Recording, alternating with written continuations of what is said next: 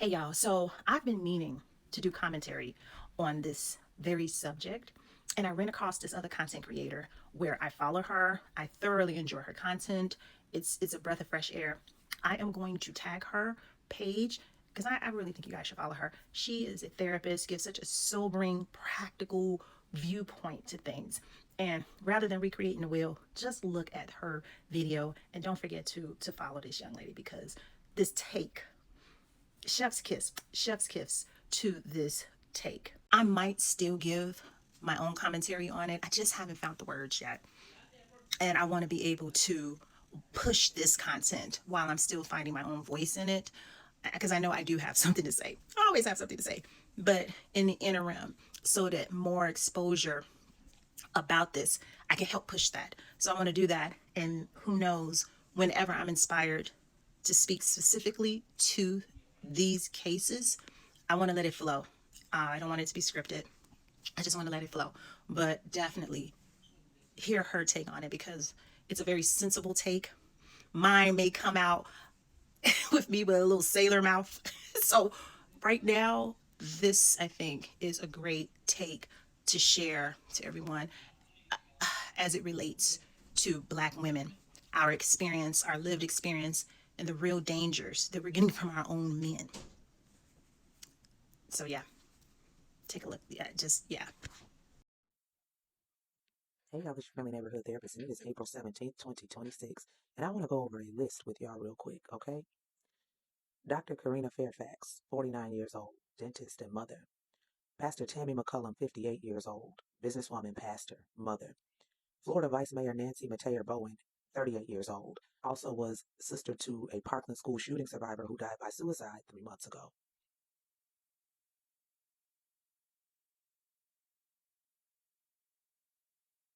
Barbara Deer, age 51, CPS speech language pathologist and member of Chicago Teachers Union, who fought for mental health programming at the state and federal level. Esther Toussaint, age 42, acute care nurse in cardiology and a mother of two. Devonta Curtis, age 31. What do all of these women have in common? All of these women were murdered in the last 2 months at the hands of a partner, and in one case, at the hands of her son. Only one of these women were murdered at the hands of a white man. All of these other women were murdered at the hands of a Black man. Dr. Karina, for example, was murdered by her husband. Her children were in the home, her teenage children, and then he unalived himself. Pastor Tammy McCullum, she was murdered on Easter Sunday, gave her last sermon on Easter Sunday, and then her husband murdered her.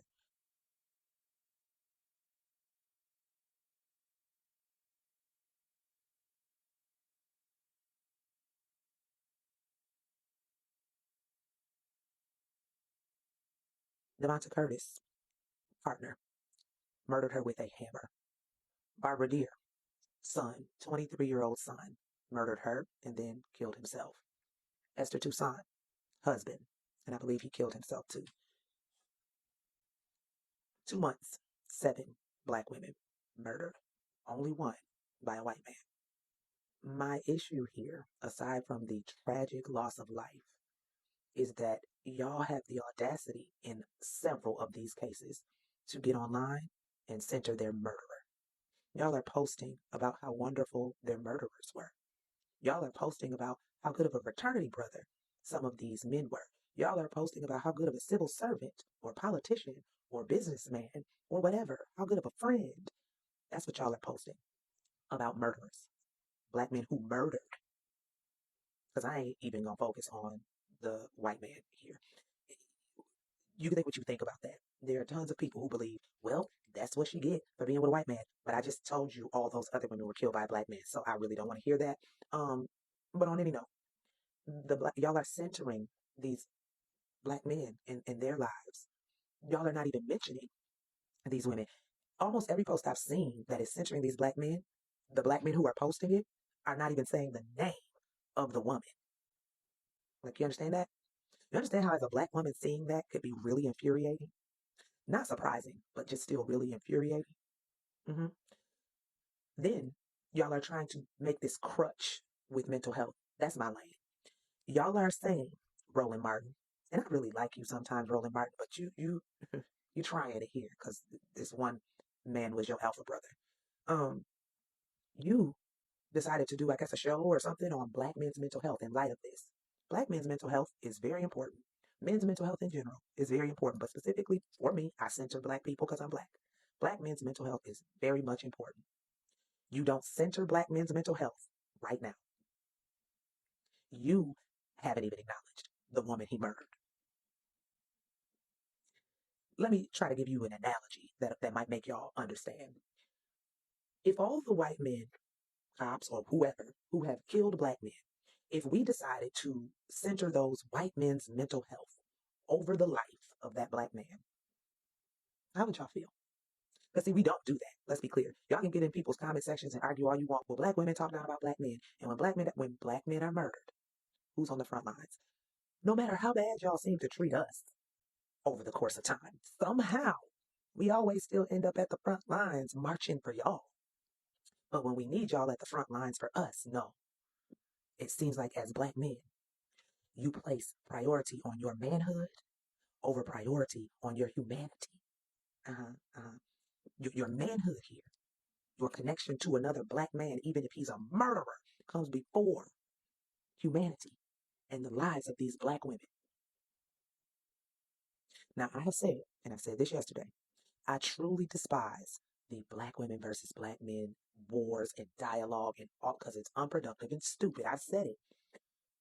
But this right here, right now, is yet another example of why it's so hard not to fall into the trap of that war and that dialogue. Do y'all hate us? Like, I know we say it. Black men hate us. I know we say it like we ramble it out. I don't say it actually. I don't actually say that. Even though I feel it, I don't say it. I feel it sometimes though. And y'all might be thinking, well, you married to a Black man and you got Black uncles that you talk about it. Yep. And I love them. And they have shown me different. But that don't mean they can't show me none of this. Like, you never fully know anyone. I am a proponent of that. You never fully know anyone, and anyone can snap or change in a blink of an eye. Okay?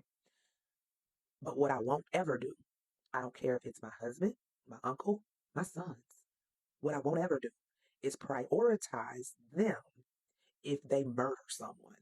I won't do that. I just won't do that. If they murder a Black woman, especially, I won't do that. Some of y'all didn't even know these men that well. Y'all might have known them in passing or whatever. And it doesn't matter. You are literally prioritizing Black manhood over the lives of women. You are prioritizing that over the lives of these Black women. Black men's mental health is very important. In fact, I have done episodes of our podcast, The Clinical Cookout. We did a whole week on Black men's mental health. I have offered group work for Black men's mental health. And you know how many people hit me up to be a part of that too? So I'm trying to do my part in actually pouring into Black men so we can get to the root of a lot of things and try to work on things, but I'm only one person and I can't make y'all come get help. I can't do that. But what I can do is call it out when y'all are dead ass wrong and to be prioritizing these murderers. And here's the other thing to consider. In a lot of these cases, there are children involved. So I'm not necessarily telling y'all to drag these men through the mud because their children just lost two parents. I'm not telling y'all to do that because these children are traumatized.